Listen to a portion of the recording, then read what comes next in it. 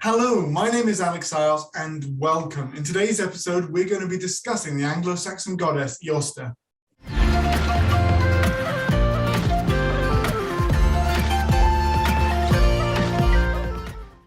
Hello and welcome back. So in today's episode, we're going to be discussing Eoster. Now, a few years ago, a number of videos came out discussing the names of certain goddesses. So there were a number of Near Eastern goddesses, and also Eosta was mentioned as well, the Anglo-Saxon goddess, which is associated with springtime.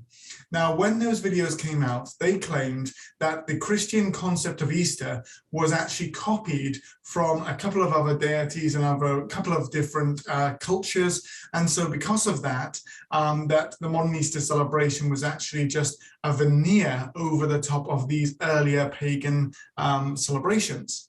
Now, I wanted to make a video about this because every so often around Easter, you suddenly get this coming up again. And it's really important to talk about it because even though sometimes many different cultures will have similar traditions, there are some very unique things about different cultures and about the way they celebrated the springtime festival. So before I start this video, one thing I want to make clear is that I think that throughout human history, humans have always created festivals.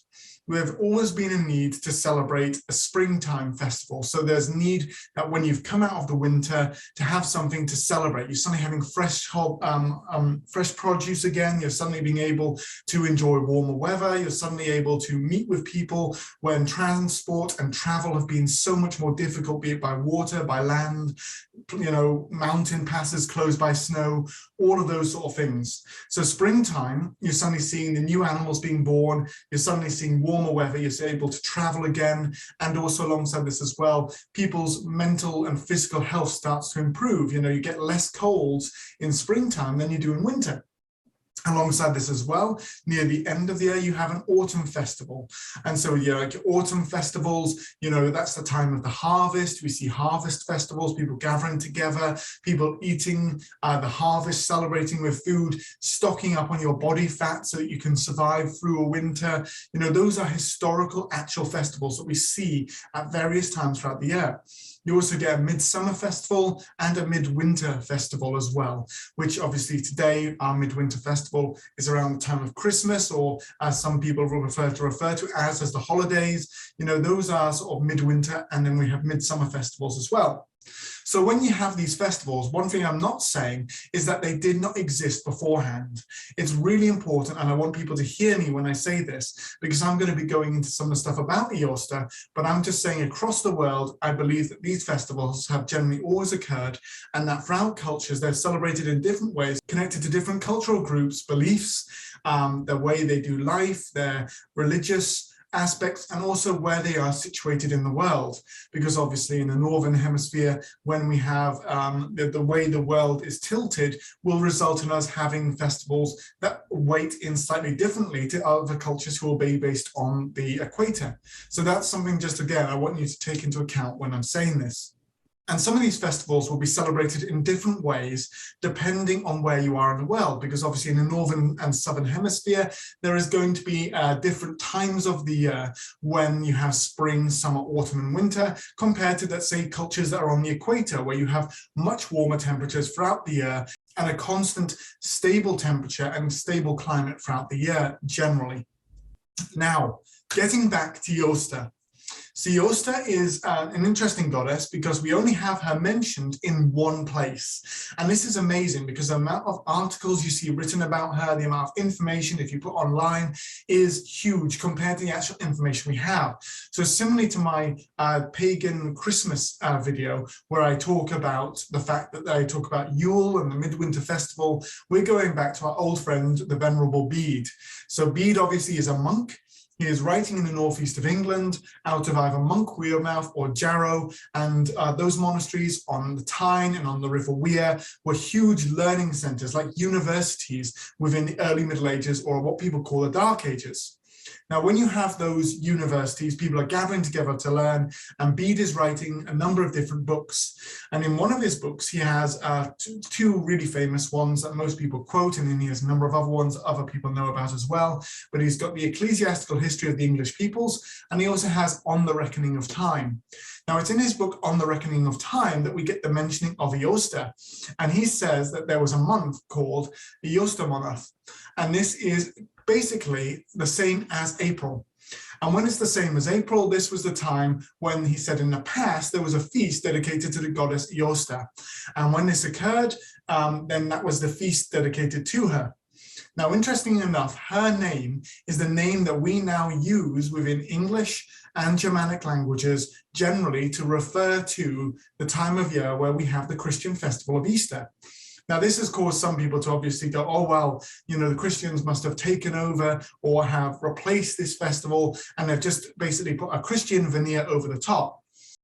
Now, it's important that we look at the Jewish culture, which is where Christianity obviously came from. Now, within the Jewish culture, there is a celebration, a festival called Passover. And this is where the people of Israel are said to have left Egypt. And just before they leave, they cover their doorposts in the blood of a lamb. And when they cover their doorposts with the blood of a lamb, then that means the angel of death passes over their houses and instead strikes the firstborn children of the Egyptians dead. Because of this, this is a celebratory festival of God's provision for the people of Israel.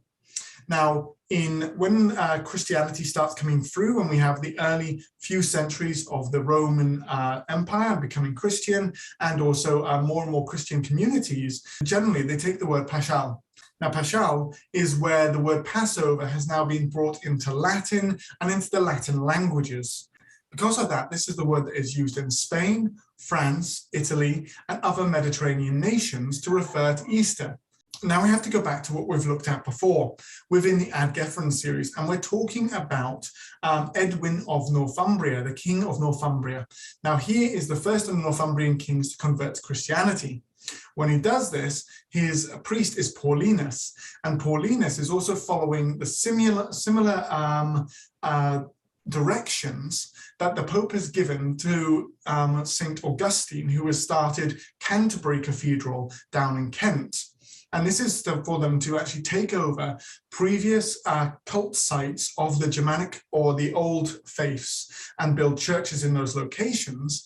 And alongside this as well, do their best to work alongside the native Britons' pre-existing faiths and the Anglo-Saxons' pre-existing faiths, so that they can then propagate Christianity throughout these islands.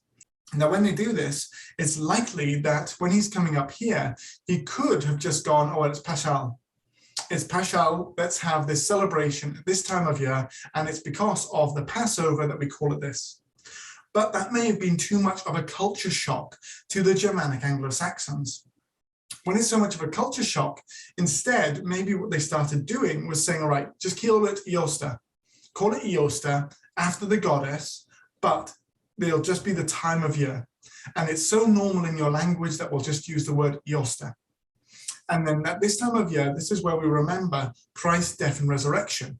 Because Bede says on the Reckoning of Time that by his time, there is no celebration of the pagan festival of Eoster.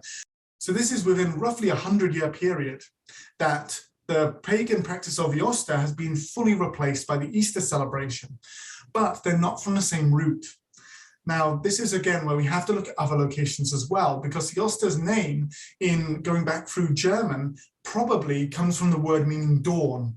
Again, recognizing that the fact that the world is becoming lighter, there is more warmth in the world, you know, it's going from winter into spring into summer, all of those sort of things. So it's likely that the Eoster festival that the Anglo-Saxons were worshipping had originally come from Germanic roots. And near Cologne, over 150 Romano-Germanic shrines set up to Originates. Now, this could have been a tribal goddess. She could have been a goddess who was of a local tribe, and the local tribe may have taken their name either from her or given her their name to her. But we do have evidence for a number of these female Germanic goddesses, and even on Hadrian's Wall, we have a trio of female deities that could easily have been over these sort of areas, though the ones on housesteads on Hadrian's Wall are actually to do with victory and death and fighting and destruction of your enemies. They're actually vengeful female deities. Whereas there would probably, within the Germanic, the early Germanic goddesses, been a number associated with what we today would understand as Easter, this period of the year when the world gets warmer, that sort of thing. And so because of that, just because there is 150 of these altars discovered near Cologne, it doesn't necessarily mean that this is proto-Eosta or an early form of the goddess, and then throughout the Germanic world, they all worship the same deities. The reality is that probably every tribe had their own gods, with certain key gods being common amongst all of them. And then over time, through interaction with the Romans, but also with tribes growing bigger, conquering other tribes, sharing ideas, all of that sort of stuff, it resulted in the creation of the Germanic pantheon that we would recognize through the Anglo-Saxons and later on the Vikings, because even when we look at it, there's a difference in the Anglo-Saxon deities and the Viking or the Scandinavian deities who follow them on. So there's an interesting one for you there.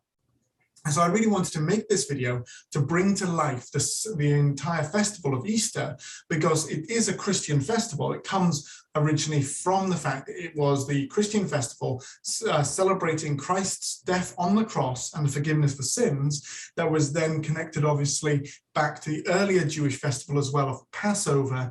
And so because of that, that's why you have Paschal, and that Paschal festival was the one that was celebrated throughout the Roman world as it became Christian.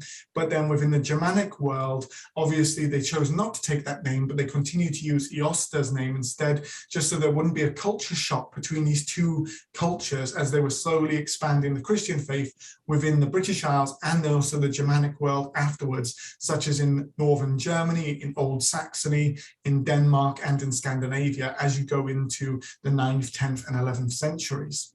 So I really hope that's been quite entertaining for you. You've learned something and you've been able to learn a little bit more about history.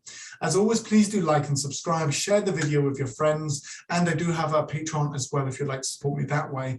And alongside this too, I also provide guided tours. So if you're ever in the northeast of England and would like a guided tour, please feel free to contact me. But until next time, stay safe and well, and I look forward to telling you more history in the near future.